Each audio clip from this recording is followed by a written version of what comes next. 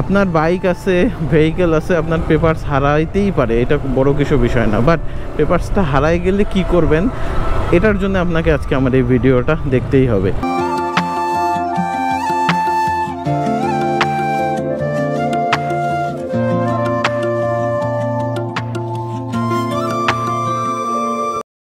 So আপনারা জানেন যে আমি এতদিন বাইকের কোন পেপারস নিয়ে বাইক চালাইতাম, এই যে অস্থায়ী ড্রাইভিং লাইসেন্স প্লাস হচ্ছে এই যে এটা হচ্ছে আমার উঠানো যে ট্যাক্স টোকেন মানে বিআরটিএ থেকে, আর হচ্ছে তো আমার যে স্মার্ট কার্ড হারাইছে তার এটা অনুলিপি মানে করার পরে জিডি করা লাগছে। তারপরে দেখেন শুধুমাত্র ডিআরসি উত্তোলনের জন্য, মালিকানা বদলি শাখার জন্য নয়। বেসিক্যালি যারা বাইকের পেপারস হারায় গেলে কি করতে হবে, কিভাবে আবার স্মার্ট কার্ড তুলতে হবে, কিভাবে আবার আপনার ড্রাইভিং লাইসেন্সের স্মার্ট কার্ড তুলতে হবে, এই ভিডিওটা আমার পূর্ববর্তী দেখেননি, প্রায় 6-7 মাস আগের, তারা দেখে নেবেন।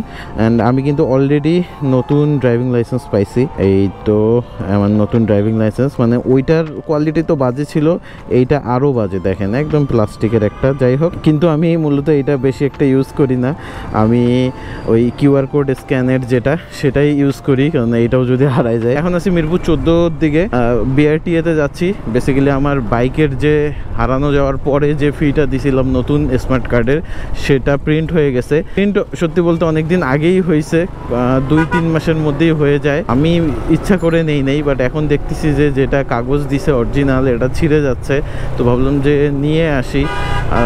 উত্তরা থেকে আসা হয় না টাইম টু টাইম, এই জন্যই মূলত আজকে আসলাম। এখন আজকে হচ্ছে আবার আরেকটা স্মার্ট কার্ড তুলবো। বাইকের যদি আপনার কাগজপত্র হারায় যায়, প্যানিক হওয়ার কিছু নাই। হ্যাঁ, টাকা খরচ হওয়ার একটা বিষয় আছে, কিছু টাকা খরচ হবে ঠিকই, বাট আপনি আবার আপনার ড্রাইভিং লাইসেন্স, ট্যাক্স টোকেন, দেন স্মার্ট কার্ড আবার নতুন করে আপনি তুলতে পারবেন, কোনো সমস্যা নেই।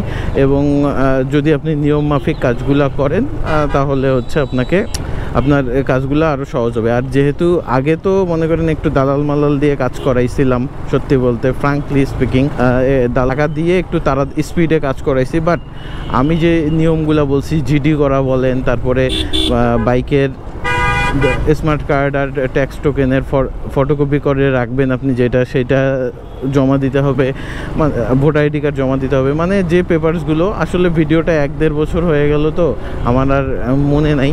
ওইটা ভিডিওটা আমি খুঁজে আপনাদেরকে কমেন্ট বক্সে দিব, অথবা যারা ইউটিউবে দেখতেছেন আই বাটনে এই যে দিয়ে দিলাম।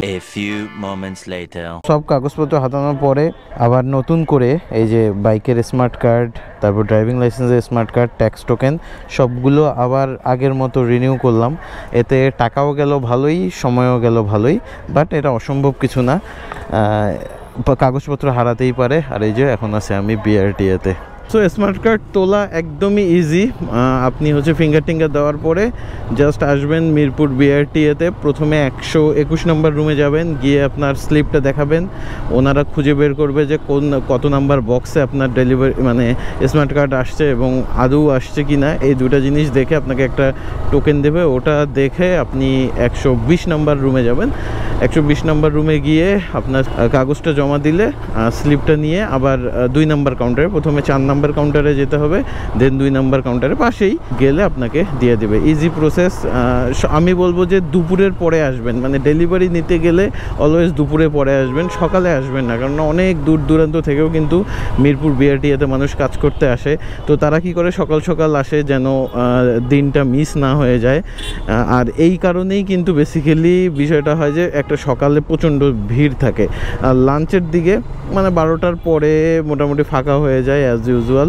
তো আপনারা যারা ঢাকার আশেপাশে আছেন অথবা দূরেও আছেন, যদি কম সময়ের মধ্যে কাজটা করতে চান বিআরটিএর, যে 10-15 মিনিটেই কাজটা শেষ করব, তাহলে এই সময়টায় আসবেন। আদারওয়াইজ সকালে আসলে ওই আপনার 2-3 ঘন্টা লাইনে দাঁড়ায় থাকতে হবে, সময় লাগবে। এই তো সব কিছু আপনার উপর চয়েস।